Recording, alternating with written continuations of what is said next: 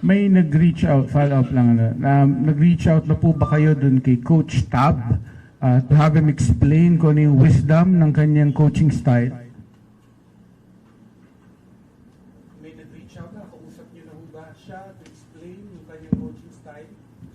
On the part of the UAAP, I mean, kasi just like any, of course, this is a very tragic incident, no? But first, unang-una, the Ateneo requested for privacy and space, no? That's very important. But of course, something tragic happened.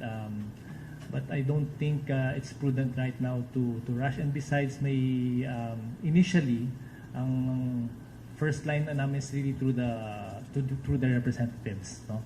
To hear their side. May protocol kaming sinusunod eh. Pag hindi ma-said, then that's the time we take action. But for now, because of the sensitivity of the issue, the requested space, ito muna kung saan kami nakalugar internally UAP, ano ba ang pwede nating gawin, organizational muna kung if possible, and again aligning with the PSC, with their efforts and all our resources and our collective minds.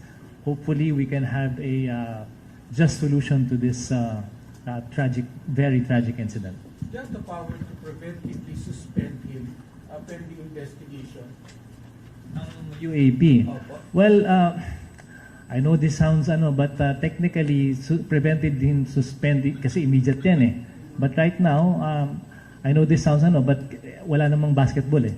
So there's nothing to suspend initially, no? So whatever preventive suspension, I don't know whether or not their institution will do that. It's really based on their prerogative. So insofar as we're concerned, the season, the basketball season for that matter, has not begun. Last two questions.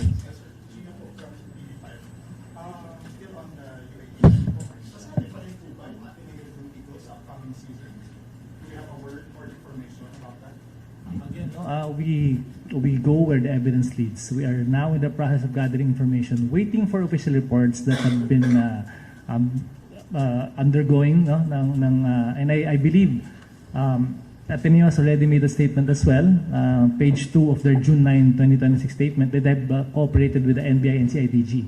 So kailangan po yung mga reports na. Even us kanina, we're very careful when organizing, ano bang pwede natin gawin? Hindi lang experts dito. Wala pang Ateneo. So we cannot pass on judgment this early.